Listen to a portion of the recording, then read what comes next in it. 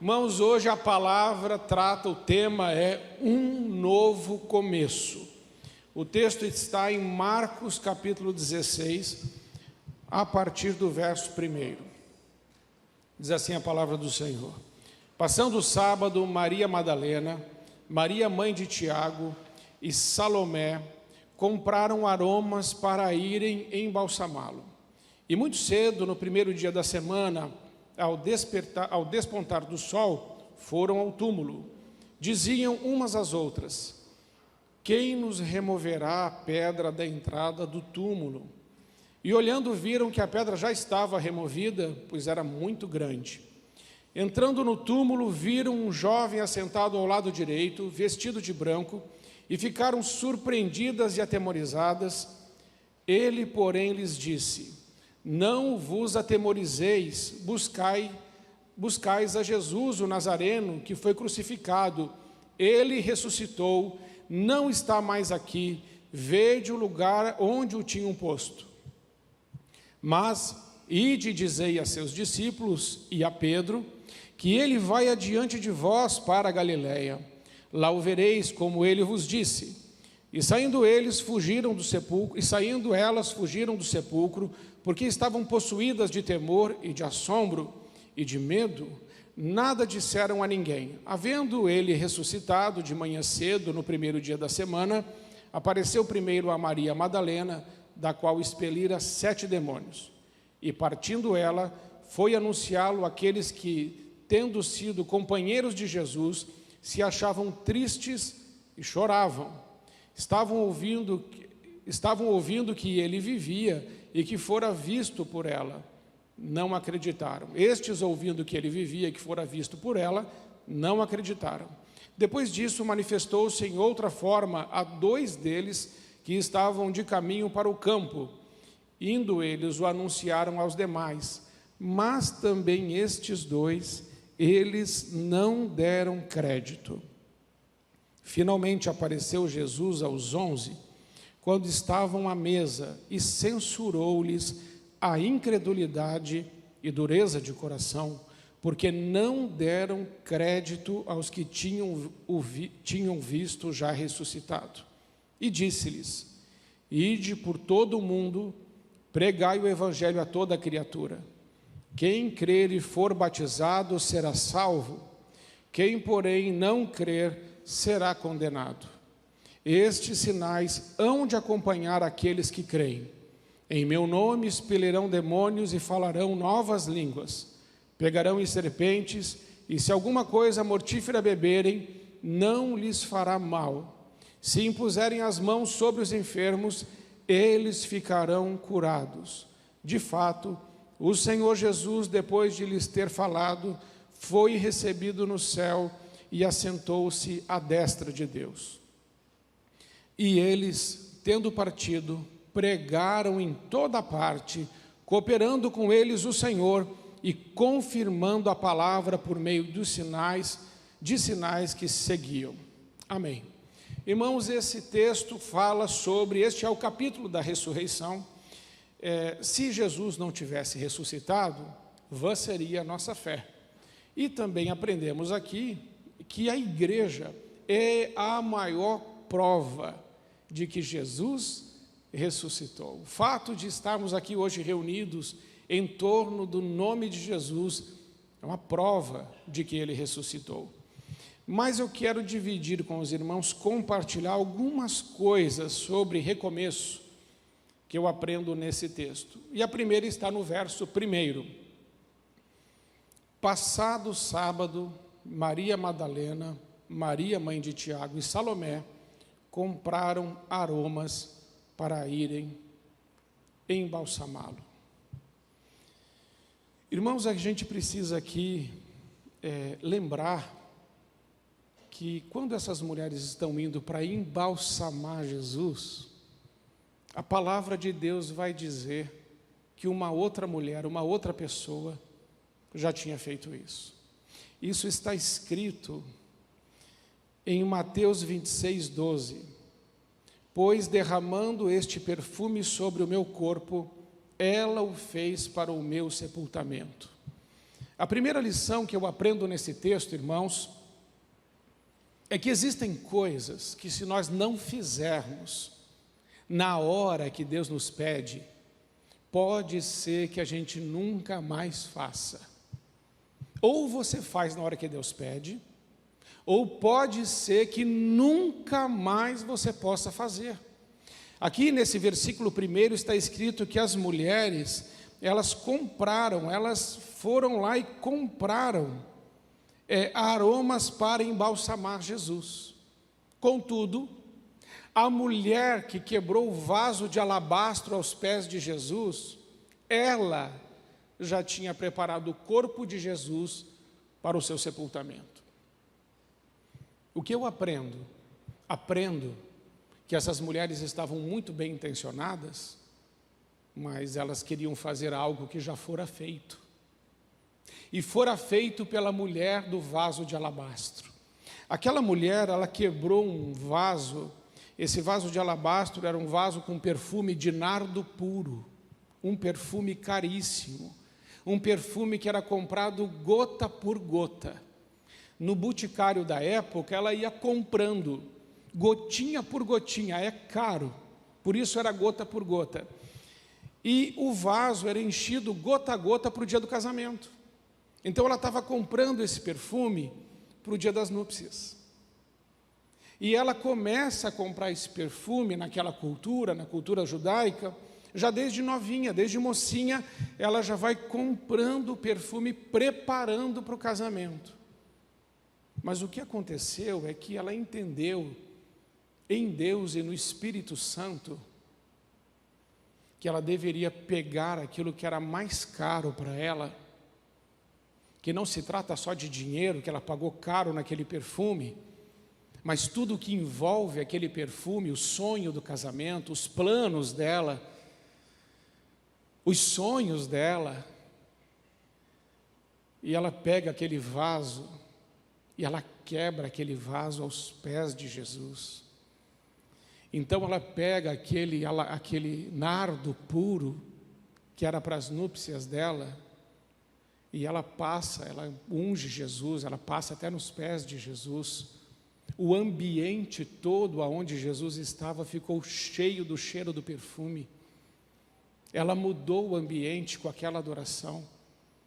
E ela quebrou aos pés de Jesus aquilo que lhe era mais caro. Porque Deus havia pedido aquilo para ela naquela hora. Certamente essa mulher não fazia nem ideia de que ela estava preparando o corpo de Jesus Cristo para o seu sepultamento. Mas se ela não o fizesse naquela hora, não haveria mais tempo. Naquela semana, Jesus seria crucificado. Jesus estava na antessala do martírio. Jesus estava na penumbra da cruz. Jesus estava às portas da crucificação. Ou ela fazia aquilo naquela hora, ou nunca mais.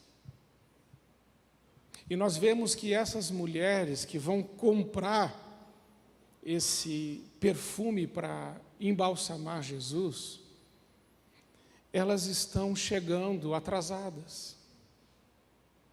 Já foi feito. Não dá mais para fazer. Elas gastaram tempo e dinheiro naquilo que não era mais necessário. Existem algumas pessoas, e essa é a primeira lição que eu quero que você entenda. A primeira tem coisas que se não fizermos na hora para Deus, depois você vai ter tempo e dinheiro para fazer, mas não adianta mais. Alguém já fez. Você não fez? Alguém já fez. E essas mulheres separaram tempo e dinheiro, mas na hora errada.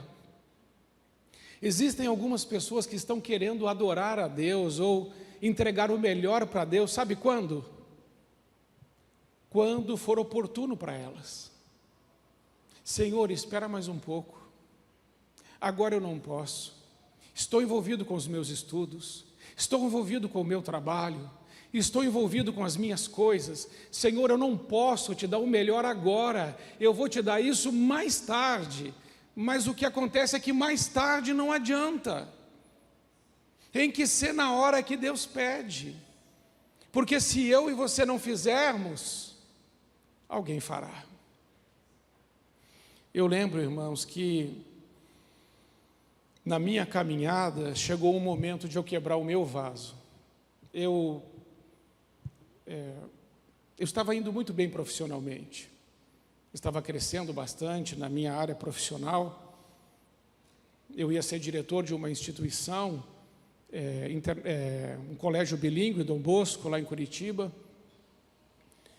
As coisas estavam caminhando bem para mim, mas chegou um momento em que Deus falou comigo: eu estou te chamando para o ministério, para você ser pastor integral. Eu era pastor bivocacionado, mas para eu ser pastor integral, teria que dizer não a uma oportunidade de emprego muito boa que surgiu para mim lá em Curitiba. Eu ia ganhar um bom salário e os meus filhos iam ter escola bilíngue, inglês, balé para minha filha, judô para o meu filho, natação para os dois. A gente pensou assim, eu e a minha esposa naquele momento: é de Deus, é uma coisa muito boa, Deus está me abençoando.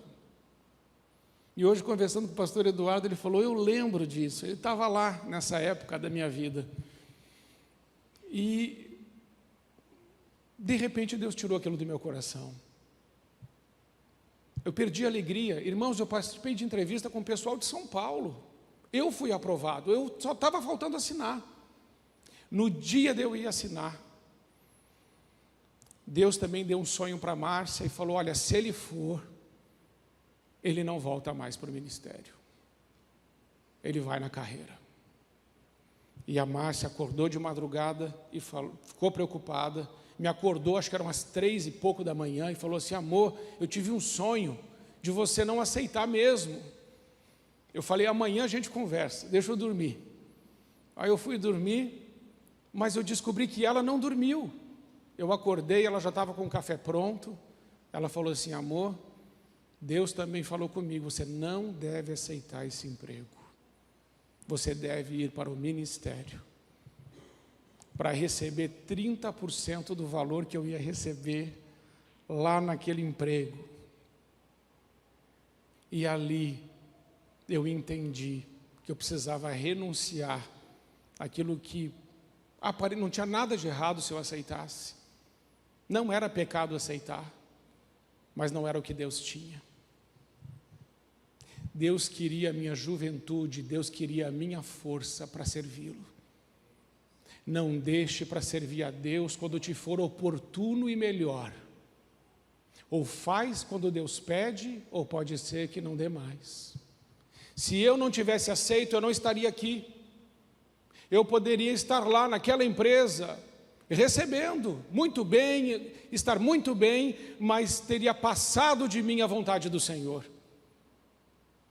Existem coisas que ou fazemos na hora, ou não fazemos.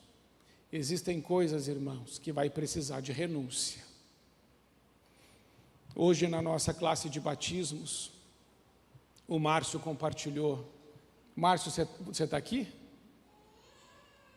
O Márcio que estava na... Ah, não, ele veio só para a classe. O Márcio compartilhou com a gente. Pastor, faz alguns anos, faz um número X de anos que o meu irmão morreu.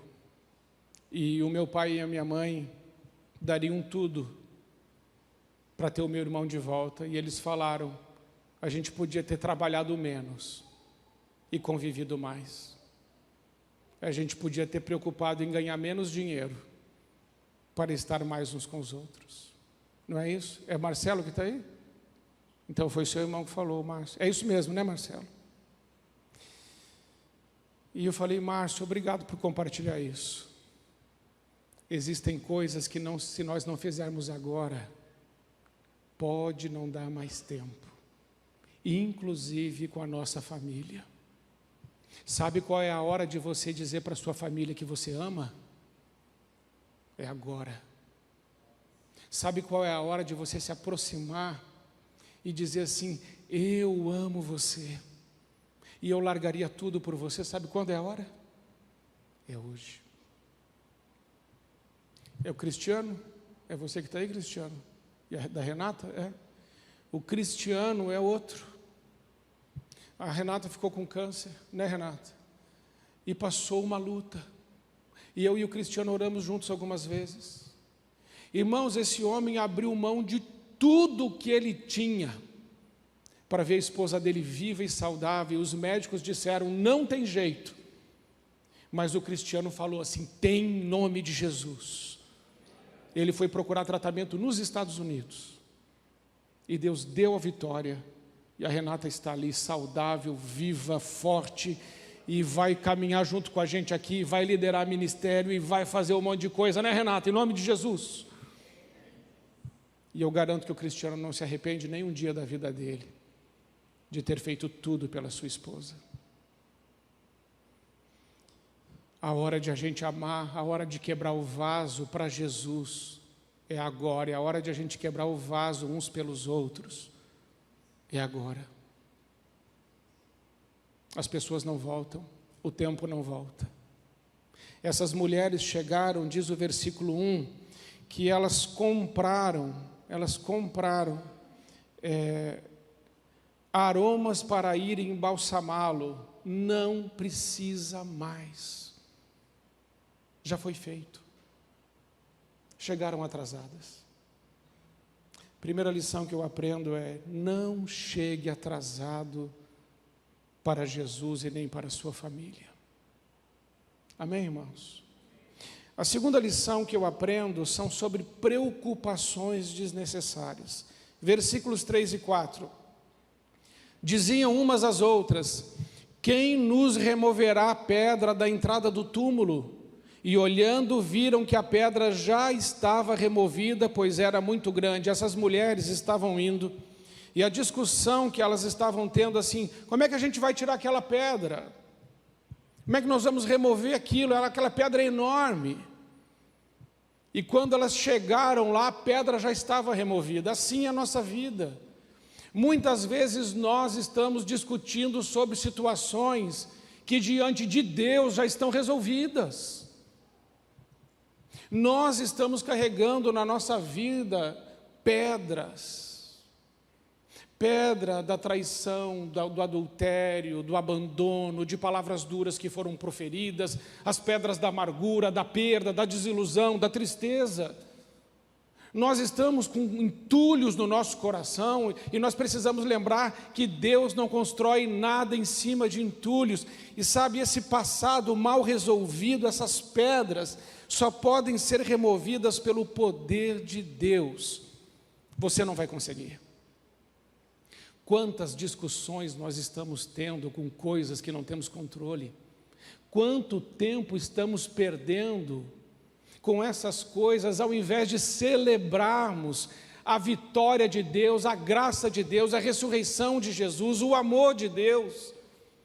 Muitas vezes as nossas conversas, ao invés de girarem em torno de coisas boas, positivas, estão girando em torno de problemas, críticas. Nos assentamos à mesa e muitas vezes a gente traz assuntos ruins, assuntos que intoxicam a gente. Eu quero desafiar você, em nome de Jesus, a celebrar mais a vida, a agradecer a Deus por aquilo que Ele já te deu.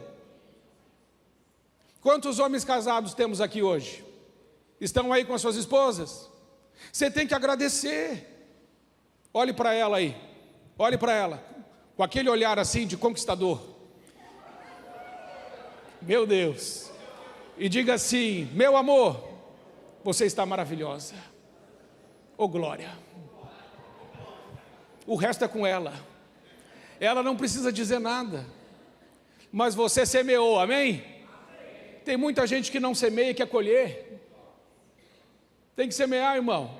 Tem que celebrar a vida. Tem que olhar para o outro e dizer assim, você é uma bênção, você é linda, você é maravilhosa, você é uma mulher de Deus, você me anima. Vocês estão fritos, as mulheres estão aí. Você não está falando nada não? Algumas pessoas vão receber o primeiro abraço da semana, sabe aonde? Na igreja. Tem que abraçar mais, tem que beijar mais, tem que estar mais perto. Celebre aquilo que Deus já te deu. Amém? Agradeça aquilo que Deus já te deu. Deus te abençoou com tanta coisa. Você tem paz, você tem saúde, você tem alegria, você tem a esperança da salvação, você tem Deus como Pai.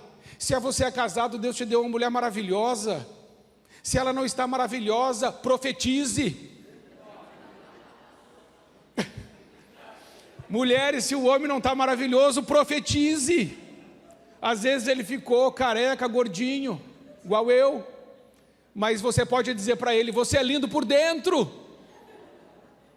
Amém? Viu?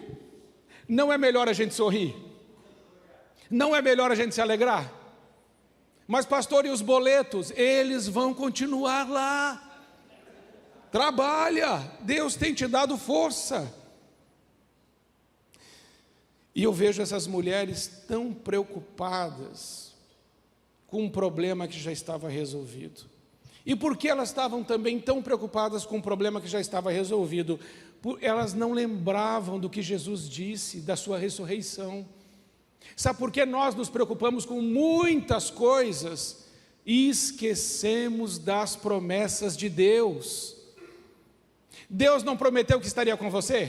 Prometeu ou não? Prometeu. Aí chegam os problemas, e aí o que você pensa? Estou sozinho, não vai dar certo. Eu estou vendo, é o Jefferson que está aqui? É o Jefferson.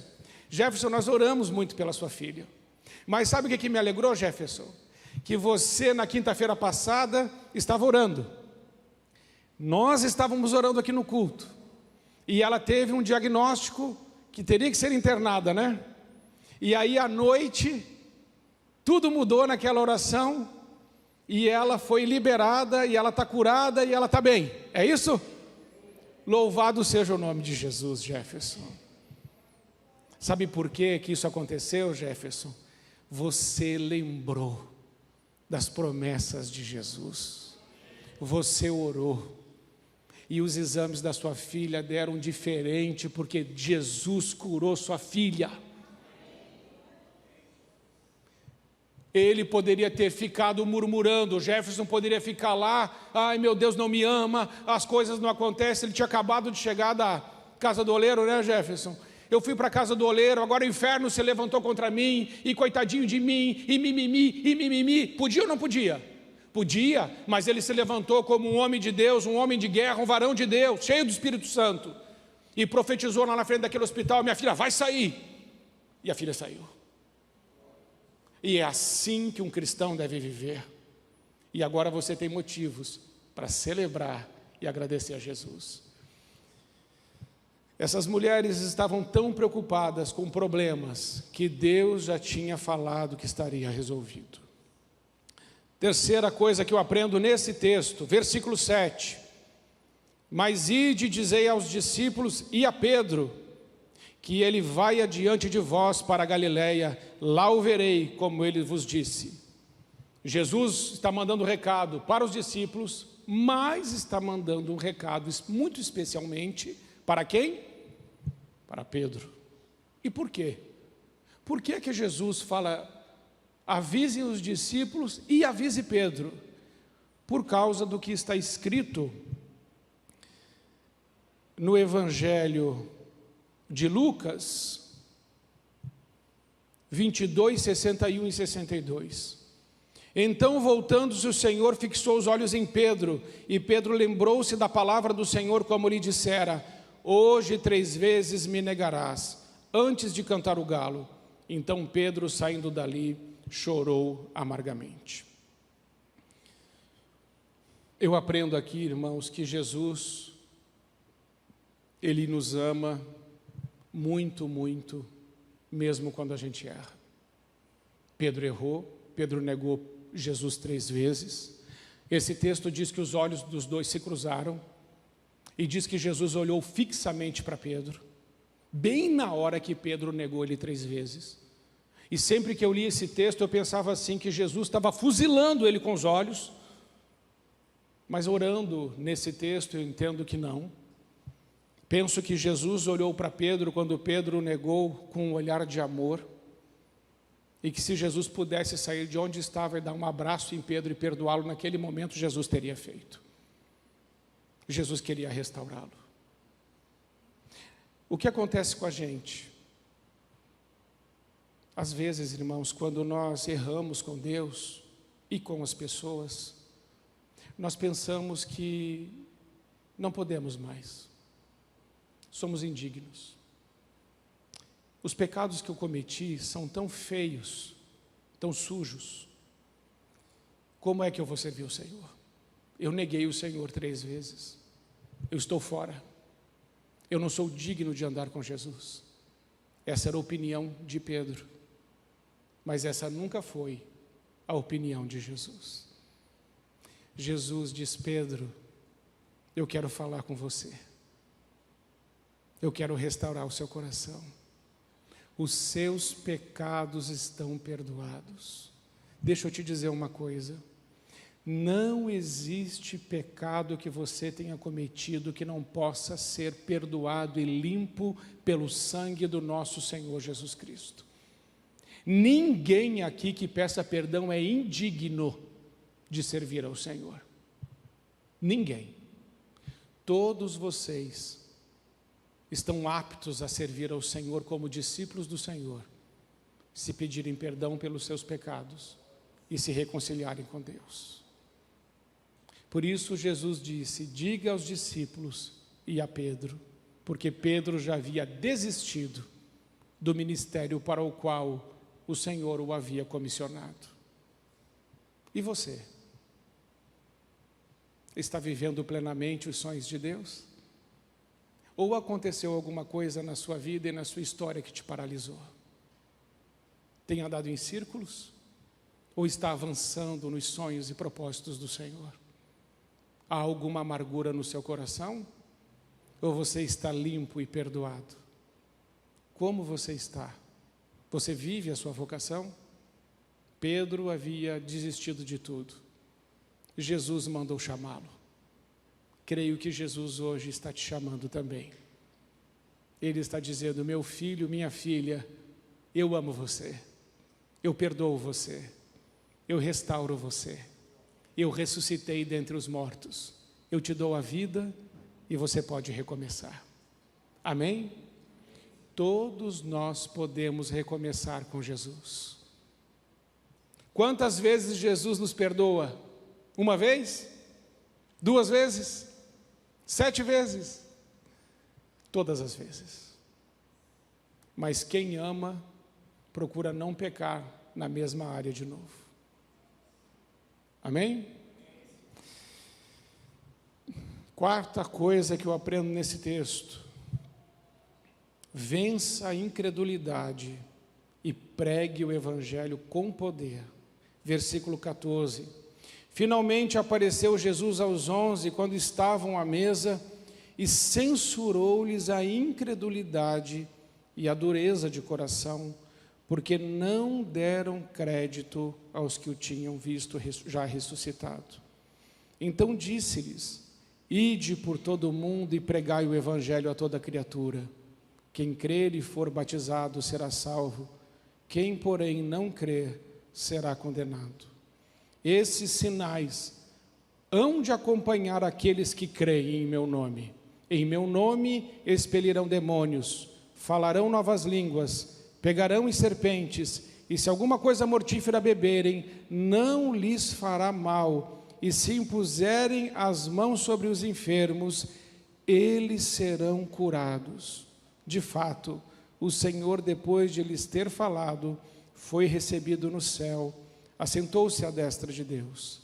E eles, tendo partido, pregaram em toda a parte, cooperando com eles o Senhor e confirmando a palavra por meio de sinais. Eu gostei muito dessa parte. Cooperando com eles o Senhor. Sabe, quando Deus manda você pregar o Evangelho, você não está sozinho.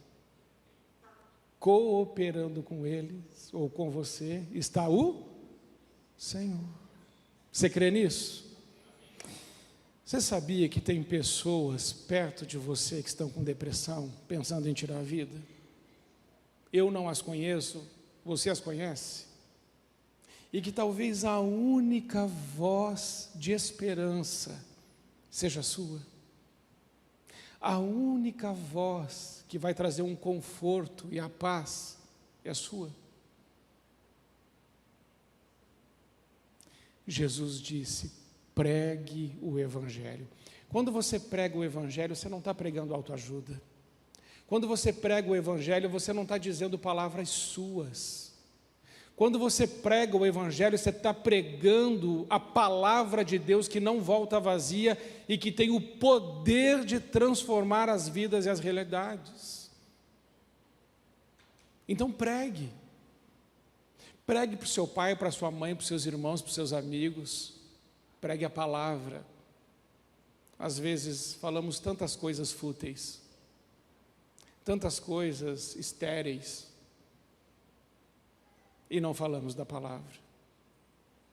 Somos surpreendidos com amigos que tiram uma vida, que desistem de um casamento, que desistem da família ou de tudo, porque não sabíamos o que estava no coração deles. E sabe por que a gente não sabia?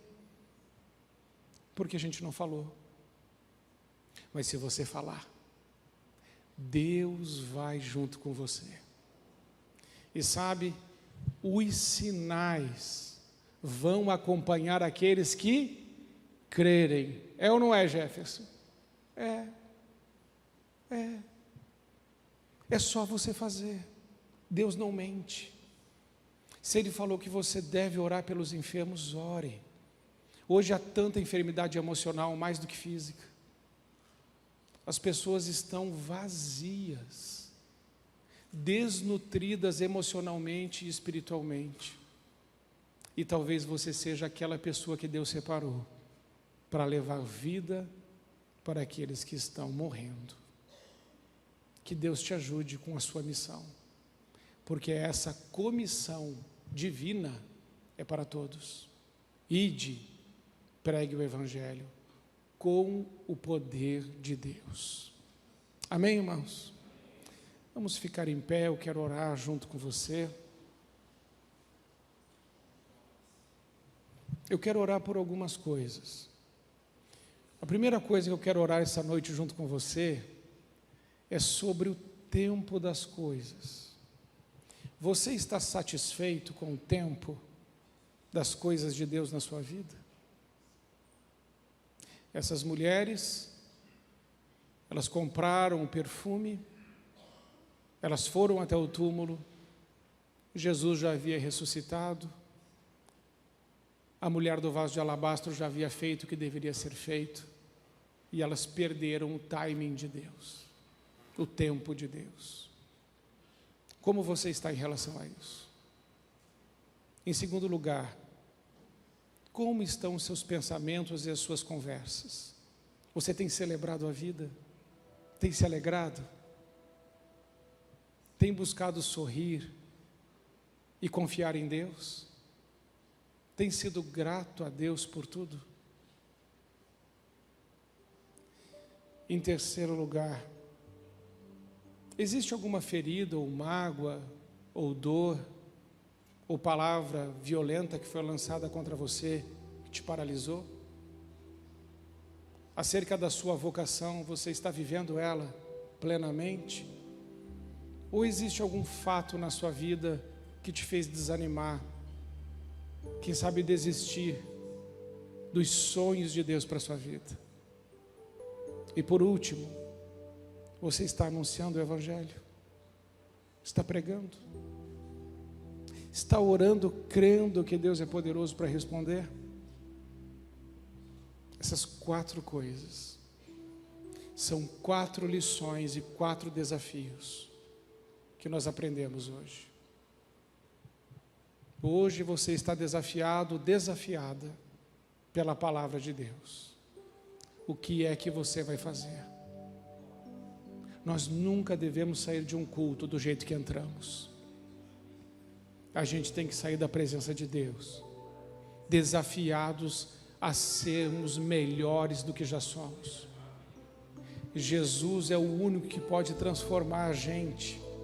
na melhor versão que a gente pode ser. Sabia disso? A sua melhor versão é com Cristo.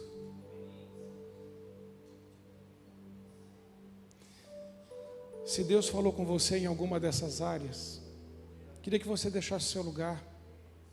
Eu quero orar junto com você. Pode vir agora, em nome de Jesus.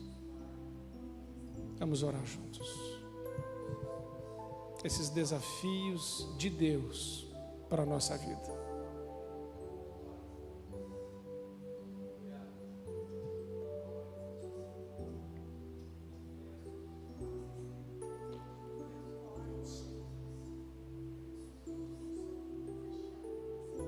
Amém, filhinha. Amém.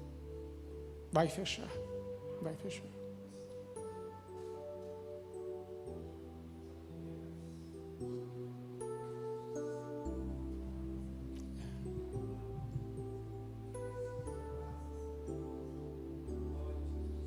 Amém.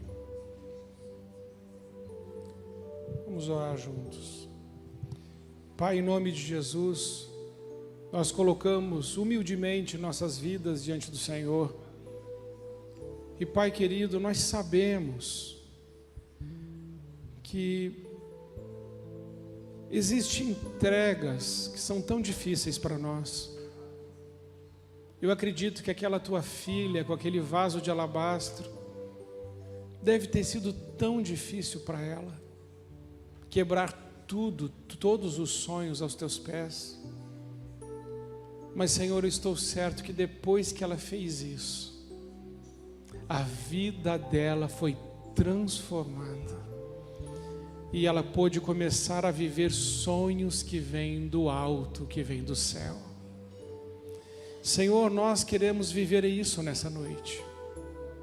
Queremos dizer ao Senhor que não queremos mais viver os nossos sonhos. Nós queremos viver os teus sonhos, porque o Senhor tem o melhor para a nossa vida.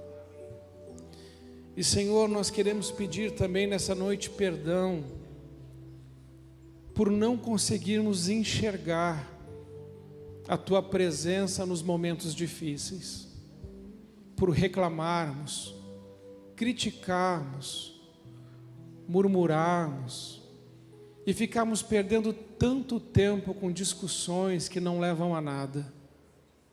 Ensina-nos, Senhor, a confiar na tua palavra e ao invés de olhar as circunstâncias, nos ensine a olhar para o Senhor e confiar na provisão que vem do céu.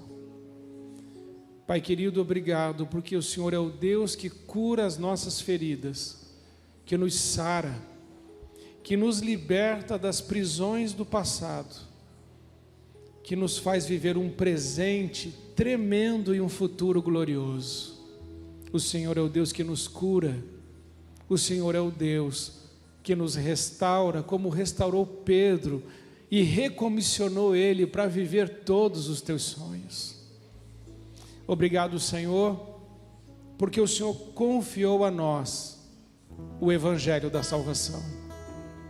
Ajuda-nos a anunciá-lo com todo o amor, com toda a compaixão e misericórdia, mas com a ousadia e o poder do Espírito Santo, para que possamos todos nós ver os sinais sobrenaturais de Deus, que cura, que transforma, que restaura, que faz tudo novo. Recebe, Senhor, a nossa gratidão, em nome de Jesus. Amém. Amém, irmãos? Olha, vocês que estão aqui à frente, são esses os desafios. Mas olha, com Deus, todos esses desafios, vocês vão conseguir vencer. E eu creio que terá mais gente nessa igreja, porque você pregou, porque você anunciou, porque você fez a sua parte.